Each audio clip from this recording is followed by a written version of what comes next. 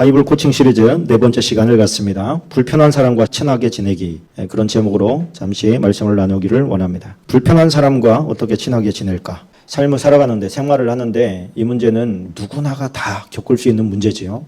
지금 없다, 나는 그런 사람이 한 번도 없다, 그래도 조금 있으면 만나게 돼요. 그럴 때 우리가 어떻게 하면 나를 불편하게 하는 저 사람과 내가 친하게 지낼 수 있을까? 안 보고 말 쌓이면 안 보고 말면 되는데 늘 부딪혀야 되는, 더군다나 나보다 연배가 높다든지 직급이 높다든지 그런 상황이 되면 그걸 어떻게 풀어가야겠어요? 어려운 문제입니다. 성경은 우리에게 어떻게 코칭하고 계신가? 성령님은, 예수님은 우리에게 그런 부분에 대해서 어떻게 행동하고 말하고 생각하기를 원하시나, 그 부분에 대해서 우리가 오늘 한번 생각을 해보려고 합니다. 그럼 한번 따라서 해볼까요? 불편한 사람과 친하게 지내기. 크리스천이 성숙했나 안 했나 이거를 보려면 간단합니다. 그죠? 저 사람이 인간관계를 어떻게 하는지 보면 저 사람의 성숙도가 보여요. 다른 데서는 찾기가 아주 힘듭니다. 헌금 많이 했다고 그걸 알 수가 있겠어요? 교회 봉사 많이 했다고 알 수가 있겠어요? 그런 거는 몰라요. 단지 저 사람이 굉장히 성숙했구나 성숙하지 못했구나를 인간관계를 하는 걸 보면서 느끼게 됩니다.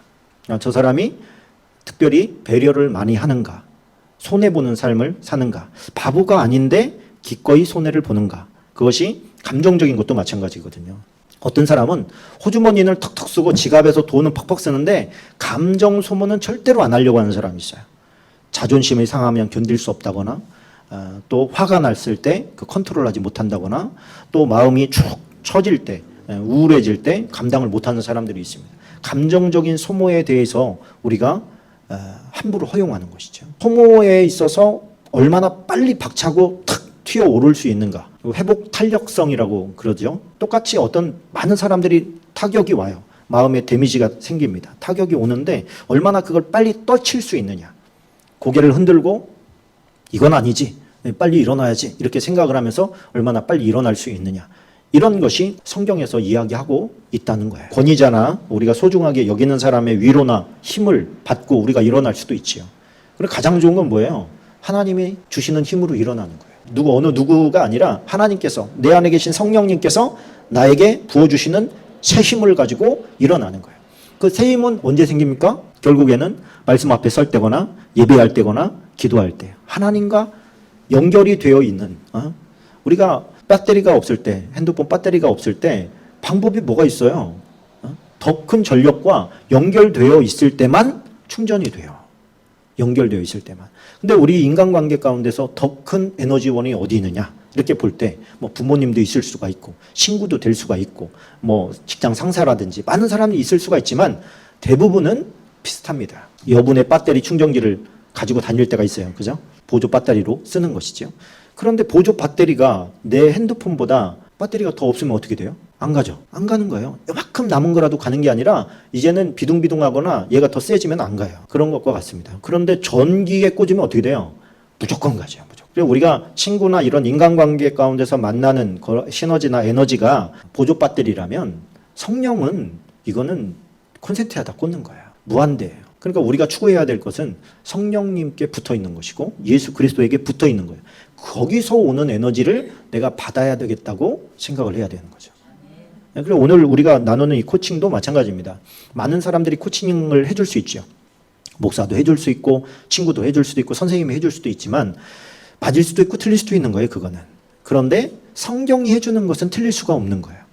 그래서 우리가 바이블, 성경을 가지고 코칭을 받기를 원하는 거죠. 예수님은 나를 부담스럽게 하는 사람을 어떻게 대하기를 원하시나? 그렇죠? 나를 부담스럽게 하는 사람이 뭐예요? 결국에는 원수의 원수. 그 원수까지는 아닌데요. 그렇게 생각할 수 있지만 나에게 부담을 주는 사람에 대한 기본적인 감정은 적대감을 가지고 있습니다. 나를 불편하게 하는 사람에게 있어서 태도가 한 세 가지 정도로 분류가 돼요. 뭐냐면 저 사람이 나를 불편하게 만드네? 그러면 나도 한번 해봐? 이렇게 갈 수가 있죠. 이는 이로, 눈은 눈으로. 그러면서 네가 나한테 못해? 나는 못하는 줄 알아? 그러면서 이렇게 대적관계가 되는 이런 스타일이 있고, 또 하나는 무시 전략을 쓰는 거예요. 내가 저 사람에게 함부로 할 수는 없어. 근데 저 사람부터 오는 게 너무 힘들어. 그럴 때는 어떻게 해요? 외면하는 거죠. 그냥 듣고 한 귀로 흐르고 한 귀로 그냥 버려버리는. 그런데 주님께서 원하시는 어떤 태도는 마지막인데 긍정적인 교제를 위해서 나아가는 거예요. 저 사람과 나랑 사이가 안 좋아. 그러면 그래 너랑 나랑 평생 한번 해보자. 뭐 이렇게 나갈 수도 있고 안 봐 이렇게 갈 수도 있지만 주님께서 원하시는 건 뭐라고요? 푸는 거예요. 저 사람과 내가 친구가 되는 거예요. 그것이 주님께서 제일 원하는 거예요. 그러니까 나를 불편하게 하는 사람과 나는 어떻게 해야 된다? 친구 먹어야 된다는 거예요. 저 사람이 나를 아껴주는 단계까지 내가 성숙하게 대해줘야 된다는 거죠. 이게 말처럼 쉬운 게 아니죠. 어려운 문제입니다. 근데 주님께서 그걸 원하시는 거예요. 주님께서 원하시는 거예요. 원수를 사랑하라 하신 분이니까 뭐 당연한 거죠. 몇 번 용서, 7번 하면 됩니까? 아니, 70번씩 7번씩이라도 용서를 해. 이렇게 하시는 분이니까 당연히 용서의 목적이 뭐예요? 관계 회복이죠. 이것은 하나님의 속성이에요.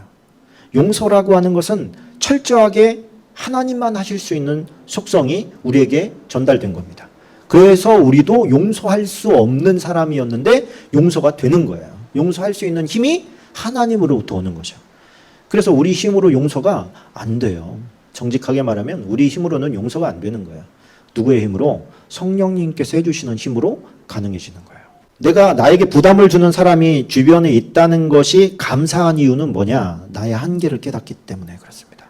내가 저 사람을 넘어서면 내가 업그레이드 되는 거예요. 그러니까 하나님의 관심은 지금 나를 힘들게 하는 저 사람을 망하게 해주세요. 저 사람에게 하나님의 이 시각이 가 있는 게 아니고 저 사람을 대하는 나의 태도에 하나님의 시각이 가 있는 거야. 너 지금 제가 너를 박박박박 긁어대지 너 어떻게 할 거니? 이렇게 하나님께서 관심을 보여주는 거죠. 세 가지 태도가 있잖아요. 죽여버리고 싶어요. 철천지 원수예요. 이렇게 나갈 수도 있고 너 같은 거 상종을 않겠어. 무시하는 전략도 있고. 근데 하나님께서 원하시는 단계는 뭐예요? 한 단계 더 업그레이드 되는. 너 불편하게 하지. 밉지. 힘들지. 그래 너 그럴 때 너 어떻게 할 거야? 그럴 때 어떻게 할 거야? 그럼 우리가 성숙한 사람이라면 뭐라고 하겠어요? 어떻게 할까요? 이렇게 나와야죠. 주님 어떻게 할까요? 주님은 우리 수준을 알아요? 몰라요? 아시죠. 우리 수준을 너무 잘 아셔. 우리 수준이 정말 아무것도 아니죠. 그런데 우리에게 미운 사람을 갖다 붙여줘. 부담스러운 사람을 붙여줘. 어떻게 하라고? 뛰어넘으라고. 그러니까 그 사람은 왜 하나님 저런 인간을 내 옆에 있게 하셨어요? 이게 아니고 저 사람을 뛰어넘으라고 하나님께서 지금 옆에 붙여주신 거예요. 저 사람과 어떻게 하면 친해질 수 있을까? 도저히 아무것도 안 먹힐 것 같은데 내가 친절을 베풀면 저 사람은 분명히 나보고 아부한다고 생각할 거야. 내가 좋게 얘기하면 너 왜 그렇게 좋게 얘기하고 그래? 나한테 잘 보이려고 그래? 이렇게 생각할 것 같아. 자존심상 그건 못하겠어. 자, 이렇게 이제 우리가 생각하게 만드는 게 사단인 거죠. 예수님은 뭐라 그랬어요? 섬김을 받고 싶으냐? 그러면 먼저 섬기는 자가 되라. 무릇 대저 네가 받고 싶은 대로 먼저 행해라. 네가 대접을 받고 싶으면 네가 먼저 대접해라. 그게 온 성경의 대주제래요. 그럼 우리는 받고 싶기는 한데 하기에는 싫잖아요. 그러니까 여기서 문제가 생기는 거죠. 하나님의 코칭을 우리가 안 받는 거예요. 왜? 우리의 감정을 거스르는 거니까. 우리의 감정을 넘어서는 거니까. 그러니까 반대로 생각하면 우리는 우리 감정이 시키는 대로만 살았던 거예요. 그동안. 불편하게 해? 그럼 나도 불편하게 할 수 있어. 너만 성격 있는 거 아니야. 막 이러면서 막 해야 되는 거죠. 그러니 언제 주님이 원하시는 수준에 올라갈 수 있겠어요? 다윗처럼 자기를 죽이겠다고 쫓아오는 사울에 대해서 그를 다치게 하기 싫어하는 그런 마음까지 언제 자라겠어요? 참 힘든 일 아니에요. 불가능한 일이죠. 그런 마음 상태라면.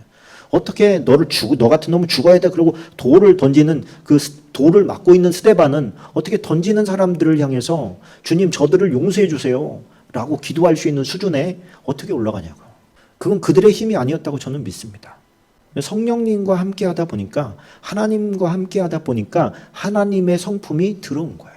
예수님의 마음이 아버지랑 늘 같이 있다 보니까 아버지의 마음이 들어와서 자기에게 책찍질하고 모욕을 주고 침을 뱉고 욕을 하고 손에 못을 박는 그들을 보면서도 아버지 저들을 용서해 주세요라고 축복해주고 얘기해 줄 수 있는 힘은 결국 하나님과의 관계에서만 올 수 있는 굉장히 강력한 영적인 힘이라는 거죠. 어울리기 힘든, 정말 저 사람은 누구랑도 어울리기 힘들겠다 싶은 사람이 있잖아요. 그런 사람은 어디에 내놔도 못 어울려. 어디에 나눠도 힘든 사람이에요. 어디에 있어도 누구든지 힘들게 할 사람이에요. 그걸 부인하는 건 아니에요. 그러면 어떻게 하다가 그렇게 되었는지 한번 우리는 알아볼 필요는 있지 않겠어요? 그런데 저 사람의 마음은 오픈하기까지가 쉽겠냐고. 어렵죠. 그럴 때 어떻게 해야 돼요? 바람을 불어야 됩니까? 햇빛을 쬐어줘야 됩니까? het빛을 쬐어줘야죠. 그런 때 햇빛 정책이 나오는 거예요. 그 햇빛 정책이라는 게 뭐예요? 내가 저 사람을 사랑하고 섬기는 마음을 갖는 거예요. 못나서가 아니라 마치 그렇게 얘기를 하면 안 되겠지만 부모가 된 마음으로, 나보다 나이가 많고 연배가 높고 아는 게 많고 학벌이 높아도 상관이 없어요. 관계가 나쁘다고 한다면 그 마음 속에 뭐가 들어있는지를 알아야 돼요. 대부분은 상처투성입니다. 어디 가도 미운 털이 박힌 사람이니까, 어디 가도 사랑받지 못할 테니까 내가 사랑해줘야지. 그래서 불편한 사람과 친하게 지내기 위한 가장 중요한 요소 하나는 뭐냐면, 우리가 할 수 있는 수준에서 2배로 사랑해줘야겠다, 이렇게 생각하는 거예요. 나를 되게 싫어하는 눈치네 저 사람? 말이 싸납네? 응? 나에게 모욕을 주려고 하네? 내 자존심 상하게 하네? 내가 2배로 사랑해줘야겠네? 이렇게 마음먹으면 되는 거예요. 여러분, 베드로는 7번을 얘기하고 예수님은 70번씩 7번을 얘기하는데, 제 경험상 10번이면은 대부분 다 풀어지더라는 거예요. 10번. 제가 뭐 경험을 얼마나 했겠습니까마는 뭐 5손가락 안에 꼽는 사람들이 떠오르는데 10번 정도만 내가 친절을 베풀고 잘 대해줘도 관계가 좋아지더라는 거예요. 좋아져도 너무 좋아져. 왜 그러느냐?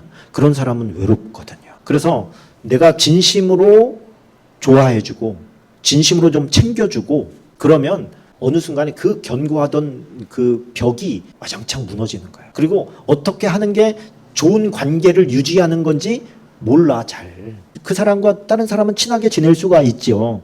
그런데 두루두루 친하게 지내는 방법을 모르는 거죠. 먼저 믿는 사람들이 가르쳐야 될 부분입니다. 그래서 그 사람이 어떤 사람이냐를 연구하는 것이 관계에 굉장히 중요한 요소입니다. 그런데 거기까지 가기가 힘든 거죠. 근데 관심을 보여주면 돼요. 굉장히 빠른 속도로 좋아집니다. 커피 살 때 한 잔 더 사서 갖다 주고 좀 더 배려를 해주고 그렇게 해주니까 사람의 마음이 열려요. 우리 생각에는 저 사람이 나한테 잘 보이려고 저렇게 생각하면 어떻게 하지? 이렇게 우리가 염려할 필요가 없다는 거예요. 그냥 그렇게 생각하면 어때? 그러고서 하는 거예요. 할렐루야. 주님께서 원하시면 이거보다 더한 걸 못할까? 이렇게 마음을 먹는 거죠.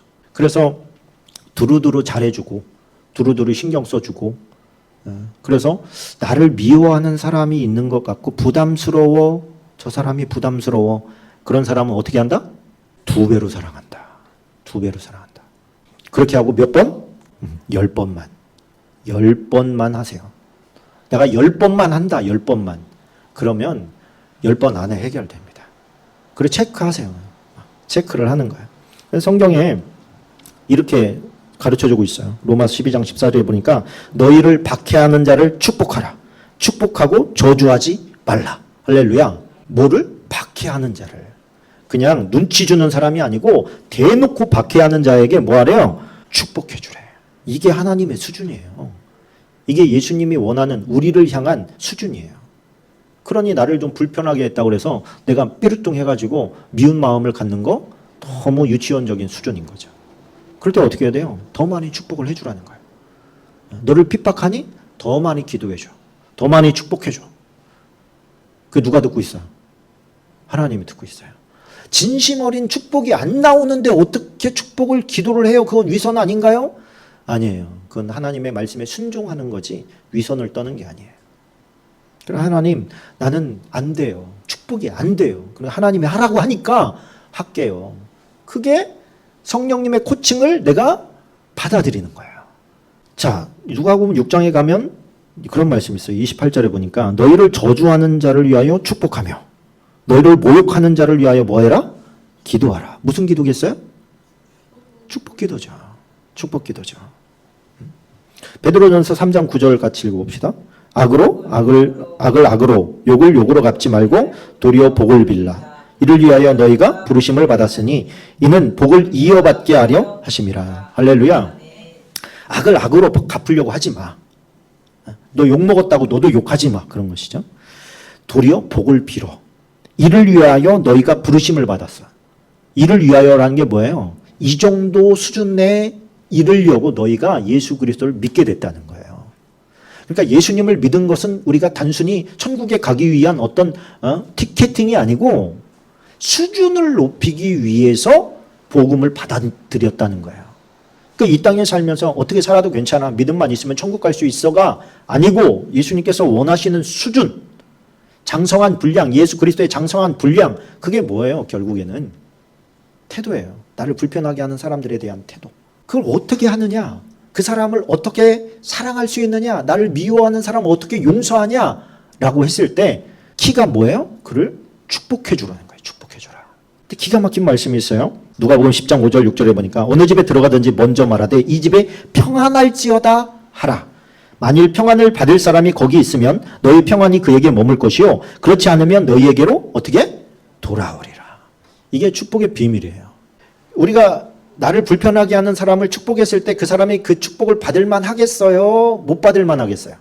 툭 까놓고 대부분 못 받을 사람이에요. 많이 어그러져 있기도 하고 그 밭이 마음밭이 가시밭일 경우가 많기 때문에 하나님의 축복을 씨앗을 아무리 줘도 못 받아 먹어.